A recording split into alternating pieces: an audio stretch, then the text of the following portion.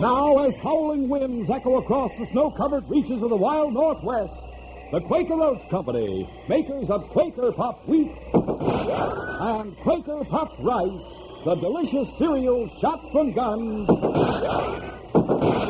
in cooperation with the Mutual Broadcasting System, present by special recording Sergeant Preston of the Yukon. It's Yukon King, swiftest and strongest lead dog of the Northwest, breaking the trail for Sergeant Preston of the Northwest Mounted Police in his relentless pursuit of lawbreakers. And King, on your hustle! Gold discovered in the Yukon. A stampede to the Klondike in the wild race for riches. Back to the days of the gold rush. And the adventures of Sergeant Preston and his wonder dog, Yukon King, as they meet the challenge of the Yukon.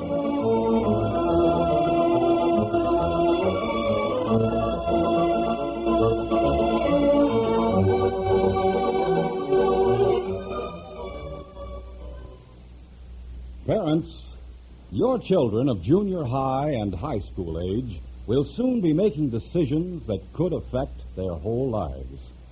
For right now, they're facing the problem of selecting next year's school courses.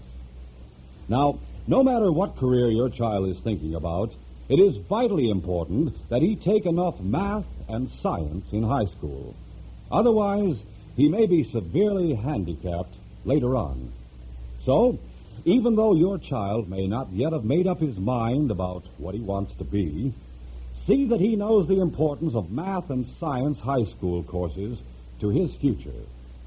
High school advisors will help him, and you decide just what math and science courses he should take to keep the door to his future open. This message is brought to you as a public service.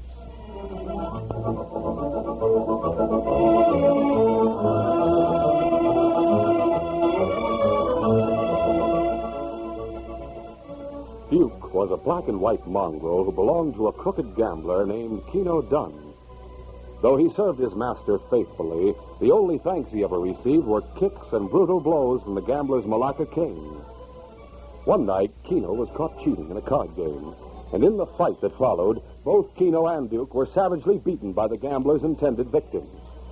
Later, after he had been thrown out of the cafe, Keno turned to Duke in a senseless rage and began to take out his temper on the dog. Lousy mutt. Let him beat me up, would you?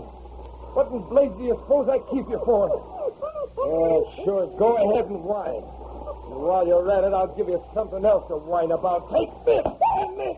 For a moment, Duke cowered weakly beneath the blows of the gambler's cane, his body already bruised and bloody from the mauling he'd received inside the cafe. Then suddenly he could stand no more. The memory of all he had suffered at the hands of his brutal master surged up inside him. With a half-crazed snarl, he sprang at Keno. The gambler staggered back in surprise and terror, but Duke was too weak to press home his attack, and Keno quickly shook him off. Now then, you treacherous cur, I'll teach you who's master. Once again, Keno began showering blows on Duke with his Malacca cane. He was still at it a few moments later when a heavy hand suddenly descended on his shoulder. Hold it, mister. Hey, what's the idea? Hit that dog again and you'll regret it. Don't tell me what to do, Monty. That dog's mine. I'll beat him with my dog. You're not fit to own a dog. Get up on your feet. What do you think you're going to do now? I'm placing you under arrest. Now get moving, mister. You and I are going to headquarters. Keno was tried and sentenced on a charge of cruelty to animals. And as a result of his conviction, Duke was taken away from him and turned over to the care of the mounted police. His physical injuries soon began to heal, but the damage to his spirit wasn't mended quite so easily. One morning, Sergeant Preston and Scotty McCracken, a veteran dog trainer employed by the mounted police, stood watching Duke as he prowled nervously back and forth inside one of the dog runs back of Mountie headquarters. I hate to say it, Sergeant, but I'm afraid that poor dog's a hopeless case. The instant you step inside the run, he flies at your throat. Give him time, Scotty. That beating you got from Keno Dunn was enough to ruin any dog's temper. Aye, but we've had him here a week now. By this time, we should have been able to gentle him down a wee bit. Perhaps King can help us win his confidence. Oh, how do you mean? Oh, if Duke can learn to trust King, perhaps he can learn to trust King's master. Come here, fella. King, I'm going to put you inside the run with Duke. I'll try to make friends with him, boy. Go on in, fella. As King entered the run, Duke bristled and advanced toward him with bared fangs.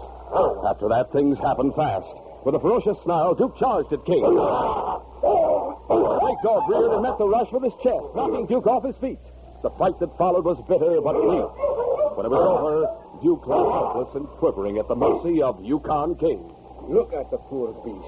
He's expecting King to finish him off. Well, he's in for his first surprise. Instead of burying his fangs in Duke's throat, King merely nudged him gently with his muzzle. Then he turned and trotted back toward the sergeant. Good dog, King. Good dog. That evening, Duke received his second lesson from King. What is it you're aiming to do with that caribou meat, Sergeant? Feed Duke and King? You mean you're going inside the run with him? That's what I mean. The sergeant opened the gate and stepped inside the run, holding out the caribou meat as he did so. Here, boys. With a savage growl, Duke came charging forward and prepared to spring at the sergeant's throat. Then he was lying helplessly on his side, and King was standing over him with bared fangs. Duke had learned his second lesson. The sergeant seemed to pay no attention to what had happened. All right, King. You first, boy. King trotted forward and took the piece of caribou meat which the sergeant was holding out to him. Now it's your turn, Duke. This one's for you. Come on, boy. King looked down approvingly. The next few shares of meat Duke took willingly from the sergeant's hand. But the last piece the sergeant withheld. Sorry, Duke, but you don't get this one until you let me pat your head. As the sergeant reached out his left hand, Duke cringed and gave a nervous, deep-throated growl. Instantly, King warned him with a snarl. Duke quieted down and stood quivering tensely as the sergeant's hand came slowly toward him. Finally, the hand touched his head, patted it gently, and began to scratch him behind the ear. Good old Duke. You've had a hard time of it, haven't you, boy? Well, it's all over now. Good dog.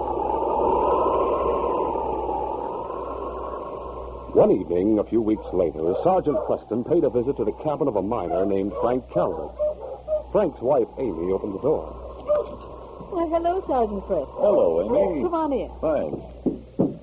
Frank and his young son, Buddy, were seated around the fireplace. Well, hello there, Sergeant. Hello, Frank. Hi, Sergeant Preston. Hello, buddy. Here, let me take your pocket. Oh, thanks, Frank. I'm King, Sergeant. Outside with a friend of his. A friend? You mean another dog? That's right. As a matter of fact, that's what I came to see you about. What do you mean, Sergeant? Well, you've been wanting another dog ever since Sparky died, haven't you? I'll say I have. Trouble is, dogs are too expensive up here in the Yukon Territory, Sergeant. My claim paying off so poorly, we just haven't been able to afford another dog for Buddy. Well, it just so happens this friend of King's is looking for a new home. Would you folks be willing to take him in? Oh, boy. Of course we would, Sergeant. You bet we would. Golly, I can hardly wait to see him. In that case, suppose I bring him inside and you look him over. Oh, Buddy, what do you think of that? Come on, Duke. You too, King. Gee, look. He's a wonderful dog. Why, he's almost as nice as King. I was sure you'd think so, buddy. He does look like a nice dog. What did you say his name was, Sergeant? Duke. Duke. Say, wait a minute. I've seen this dog before. He belonged to that crooked gambler, Keno Dunn. This dog's vicious. Don't judge him too hastily, Frank. Remember, Keno Dunn was a vicious person, and the dog modeled himself after his master. But Duke's changed in the last few weeks. With King's help, I think we've turned him into a very gentle dog. Of course he's gentle, Frank. Why, you can tell that by his manner. Just look at the way he responds when you pet him. I'll admit he doesn't act the way he used to when Keno owned him. May I keep him then, Dad? All right, son. At least it won't hurt to give him a chance. Oh, boy. In the months that followed, Duke more than proved that he deserved the chance which Frank Calvert had given him. Not only did he become deeply attached to Buddy, hardly ever letting the boy out of his sight, but he won the trust and affection of the whole family by the gentleness of his character. But things weren't going well for the Calverts. One day, Frank paid a visit to Hiram Digby, the manager of the Dawson City Bank. Yes, Calvert, what can I do for you? I suppose you've come to pay back that loan? I did come to see you about the loan, Mr. Digby, but not to pay it back. What? As a matter of fact, I just don't have the money. You don't have the money? But payment is due the day after tomorrow. If you can't pay me back, I'll have to foreclose. Now, look, Mr. Digby, the gold is there all right. In the last few weeks, I seem to have struck a new vein. If you'll just give me a little more time, I'm sure I can pay you back with extra interest.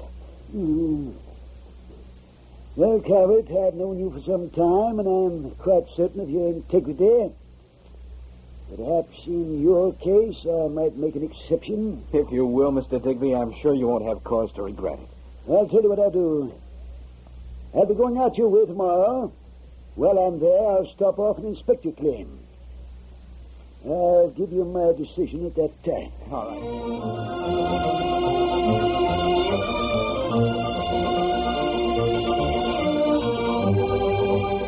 We'll continue our adventure in just a moment. Hey, kids, we're waiting for you out at the ballpark these days. Everybody has fun, cheering the players as they sock home runs, slide into base, whip through double plays. Get in on the fun, the excitement, the hot dogs, and Cracker Jack. Come out to the ball game as guest of your favorite team. You can now see major or minor league baseball games free if you are 12 years or younger and bring a paying adult like mom or dad. Here's all you do to get your free ticket. Get a package of Quaker puffed wheat or Quaker puffed rice or Muffet shredded wheat. Tear off the box top and send with your name and address to Baseball, Box 5205, Chicago 77, Illinois. Details are on the tickets. We'll give you that address again during the program, so grab pencil and paper now. For each free ticket, send a box top from Quaker puffed wheat or rice or Muffet shredded wheat. Send the guarantee seal from Quaker Pacotan and you'll get 2 free tickets. Send to Baseball, Box 5205, Chicago 77, Illinois. Don't miss the big game. Send now.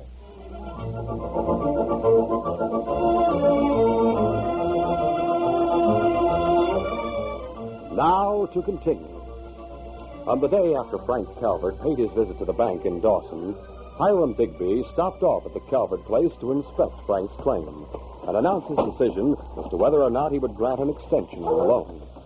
The cabin was perched on a steep hillside overlooking the trail which ran along the banks of the creek. Whoa, boys! Whoa, boys! Getting off the sled, Banker Digby spoke to his driver. Well, you stay here, Jed. I'm going up to the cabin on foot. Think you can make it up the hillside, Mr. Digby? Certainly I can make it up the hillside. Just because I walk with a limp and I have to use a cane doesn't mean that I'm completely helpless. Okay, Mr. Digby, I just thought you might want some help. Well, I don't.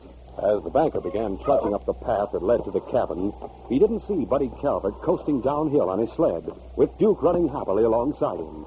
The boy and the dog were hidden from his view by a screen of trees. As a result, when he finally did see them coming, it was too late to get out of the way. Look out, you young fool! The sled crashed into the banker, knocking him off his feet. Golly, Mr. Digby, I'm awful sorry. Confounded young idiot. Why didn't you steer out of the way? I tried to, but it was too late. Here, let me help you up. Get your hands off me. I'm not helpless. Why, Thunder, what you need is a good shaking. And I'm going to give you just that. Please, Mr. Digby, I didn't mean to bump you. It was more than Duke could bear to see a stranger laying violent hands on his young master. With a growl, he seized one corner of the banker's coat in his jaws and began tugging. Let go of me, you blessed nut. Duke, let him go. You wax with this cane will teach him a lesson. The banker raised his Malacca cane and began showering blows on Duke. The dog gave a convulsive shudder. He remembered the last time he had been beaten by such a cane, wielded by Keno Dunn. Suddenly, Duke seemed to go berserk. With a snarl, he sprang at the banker's throat. Get him up! Duke, stop it. Let go of Along before Jed, the driver, together with Mr. and Mrs. Calvert, who had rushed out of their cabin, arrived on the scene and succeeded in separating Duke from the outraged banker. Are you all right, Mr. Digby? I'm alive, if that's what you mean. By thunder, it's a miracle. After the way that vicious mutt went for me. Oh, I can't imagine what got into him. He's always been so gentle. Gentle? That dog's a public menace. After all, Mr. Digby, you were shaking Buddy. And then you turned on Duke and struck him with your cane. I was trying to make him let go of my coattail, that's all. Duke evidently misunderstood your intent. Don't make excuses for him. He tried to tear me to pieces, that's what he did. And Calvert, I demand that you have this dog destroyed. What? I'm sorry, Mr. Digby, but he means too much to Buddy. To all of us, for that matter. So that's your attitude, is it, huh? Well, Calvert, I reckon you know why I came here today. Of course. You came to inspect my claim. You tell me whether you'd grant me an extension of time on my loan. Yes. And if you expect me to grant that extension, you had better have this dog done away with immediately. But, Mr. Digby, please try to understand. I understand well enough. Either have this dog destroyed or I foreclose tomorrow and take over your claim. All right, then go ahead and foreclose. Duke is one of the finest dogs I've ever known. I don't think that he should enter into money relations. Please think it over until tomorrow. I'm sure you'll agree with me. At that same moment, in a hotel room in Dawson City, Keno Dunn was talking to a man named Smokey Mifflin. So you've given up gambling, huh, Keno? No, I haven't given it up. Just happens I've doped out a smarter way to pick up some cash. That what you want to talk to me about? That's right. How'd you like to help me rob the Dawson City Bank tonight? Tonight? You crazy? Not by a long shot. I got the whole thing figured out. My scheme is foolproof. All right, Keno, I'm listening. Well, on the last day of every month, meaning today, for instance, Hiram Digby, the manager, stays late at the bank, checking over accounts. All by himself? That's right. He checks over the books personally. He works in his office at the back of the bank. When he leaves, he lets himself out by the back door. Go on. You and I will be hiding out in the alley back of the bank. When we see him come out the door, we rush up, stick a gun in his ribs. Then we force him to open up the vault, grab all the cash, and make our getaway. What do we do about Digby? We lock him in the vault and leave him there. It'll be morning before the police even find out there's been a robbery. Yeah. By thunder, the job sounds like it ought to be a cinch. Well, how about it? All right, Keno, count me in. That evening, after supper, Frank and Amy Calvert sat talking around the fireplace. Their faces were tense with work. I never should have lost my temper with Hiram Digby this afternoon. Maybe I should have agreed to have Duke destroyed. Oh, but Frank, I'd break Buddy's heart. You know that. Of course I know it. And I also know that if Digby forecloses tomorrow, we'll be destitute. We won't even have a roof over our heads. Goodness, it's a terrible situation. I don't know what to think. There must be something we can do. Buddy was in his room, supposedly reading a book. But actually, he had overheard everything his parents were saying. Duke, who was lying on the floor at his master's feet, gazed up into Buddy's eyes as the boy said, Golly, Duke, Mom and Dad are awful worried, and it's all our fault. I just can't let them do away with you. But if I don't, we'll lose our claim and this cabin and everything. A short time later, Buddy emerged from his room. He was wearing his parka and mucklucks. Where are you going, Buddy? Off to play for a while with Duke. Well, you have to come in just a few minutes. It's nearly bedtime, you know. All right, Mom. Come on, Duke. Later that same evening, Sergeant Preston stopped off to visit the Calverts. Oh, good evening, Sergeant. Hello, Frank. Come on in. Sergeant Preston. Oh, I'm glad you're here. Something wrong? We can't find Buddy. I don't know whether anything's happened to him or not. He went out to play about an hour and a half ago. I told him to come in just a few minutes because it was nearly bedtime. Well, he still hasn't come back. We can't find him anywhere. You've tried the neighbors. I've tried everywhere, but no luck. Tell you the truth, I'm afraid he's run away. What makes you think that? It's all on account of Duke. I think Buddy was afraid we might decide to have the dog destroyed. Destroyed? What's the matter? He hasn't turned vicious, has he? Well, not exactly, but he went for Banker Digby today. He was ready to tear him in pieces, in fact, until we pulled him off and calmed him down. How'd it happen? Well, it was like this. Banker Digby came to visit us. Frank told Sergeant Preston the whole story. When he was through, the sergeant said, Do you have a piece of clothing that Buddy's worn recently? You mean so King will be able to trail him? That's right. Once King gets his scent, I'm sure we can find him. Sergeant, we'll certainly appreciate it if we can. I'll get you something of Buddy's right away. I'm going with you, Sergeant. I'll get my parka and hitch up my team.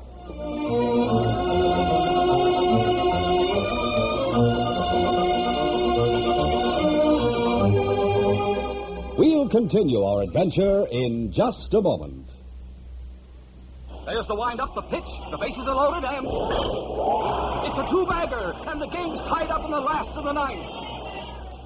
Say, kids, wouldn't you give anything to be right there at that exciting moment? Well, come out to the ballpark as guest of your favorite team. You can see major or minor league baseball games free if you're 12 years or younger. Just bring mom or dad, a paying adult. To get your free ticket, here's all you do. Get a package of Quaker puffed wheat or Quaker puffed rice or Muffet shredded wheat. Tear off the box top and send with your name and address to Baseball, Box 5205, Chicago 77, Illinois. Details are on every ticket. Get the whole family to go. You'll all have fun at the ballpark. For your free ticket, send a box top from Quaker puffed wheat or rice or Muffet shredded wheat. Send the guarantee seal from Quaker Paco 10, and you'll get 2 free tickets. Send to Baseball, Box 5205, Chicago 77, Illinois. Send now.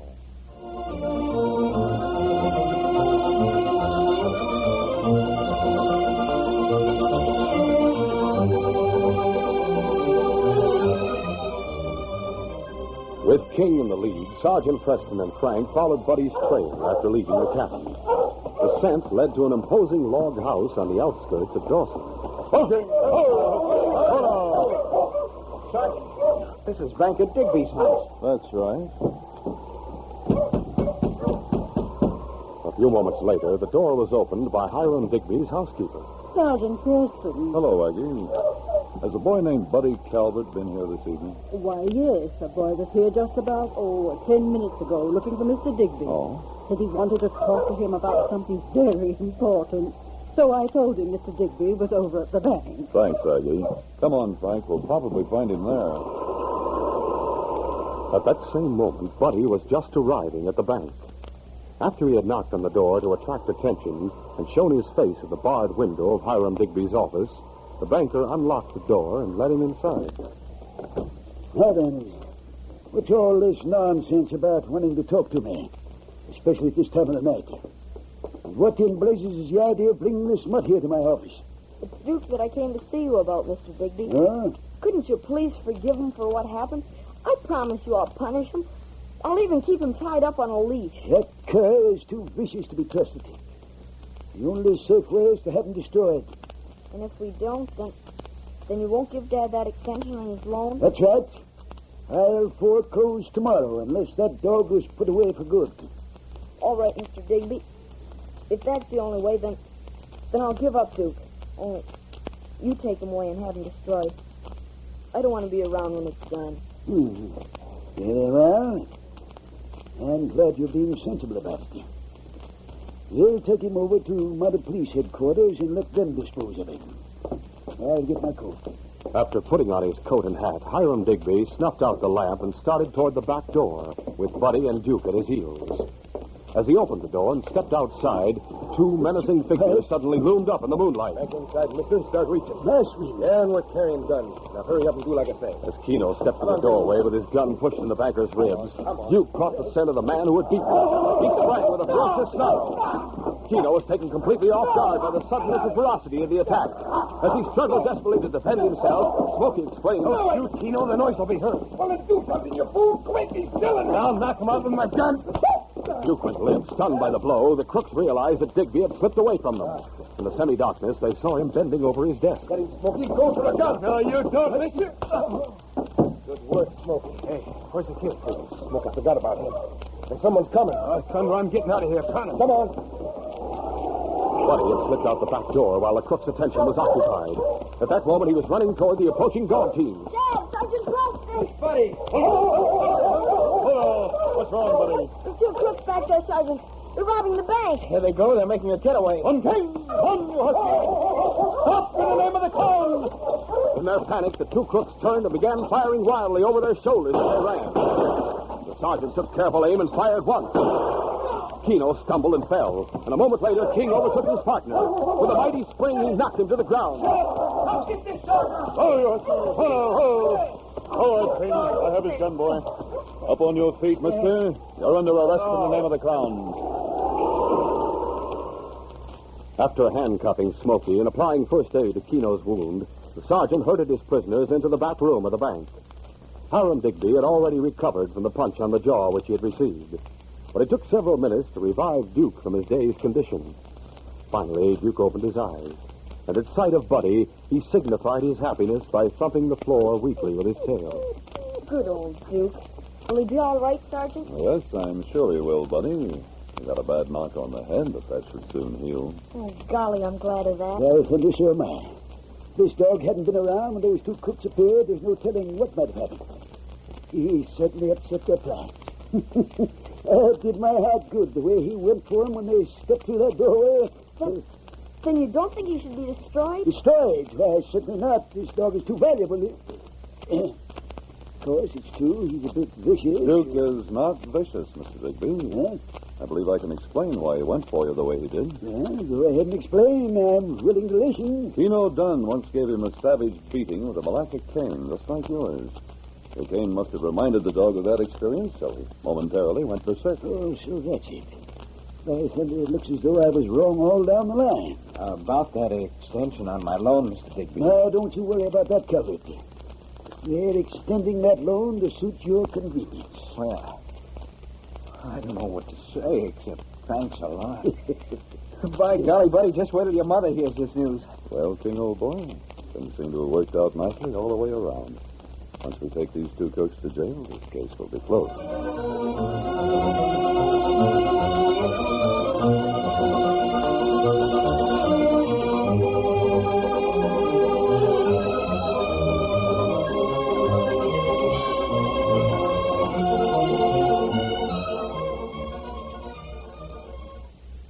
The Adventures of Rin Tin Tin, presented on Mutual every Sunday over most of these stations, is a listening treat especially designed for the whole family. Several generations have thrilled to the heroic exploits of Rin Tin Tin, the dog that's almost human. And now you can hear his further adventures every Sunday. The new series of Rinty's adventures are laid in the colorful and legend-filled era of the pioneer West. His young master is Corporal Rusty, stationed at Fort Apache. During the troublesome post-Civil War era, the Army Cavalry finds plenty of action in keeping under control the renegade Indians who set fire to the early settlers' cabins. And as members of the Fort Apache Cavalry Unit, Corporal Rusty and Rin Tin Tin are engaged in many stirring escapades. Make sure your family enjoys the pleasurable listening on the Adventures of Rin Tin Tin, presented by Mutual every Sunday over most of these stations.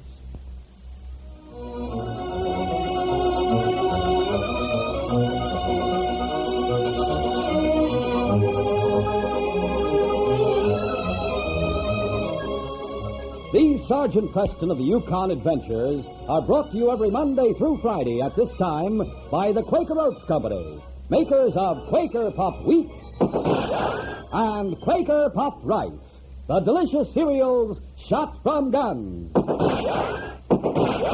By special recording in cooperation with the Mutual Broadcasting System. They are a copyrighted feature of Sergeant Preston of the Yukon Incorporated. Created by George W. Trendle, produced by Trendle Campbell Muir Incorporated, and directed by Fred Flowerday.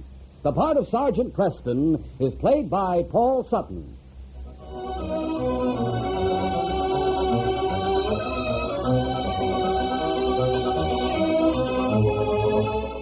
This is J. Michael wishing you goodbye, good luck, and good health from Quaker Puff Wheat and Quaker Puff Rice. So long. This is Mutual, Radio Network for all America.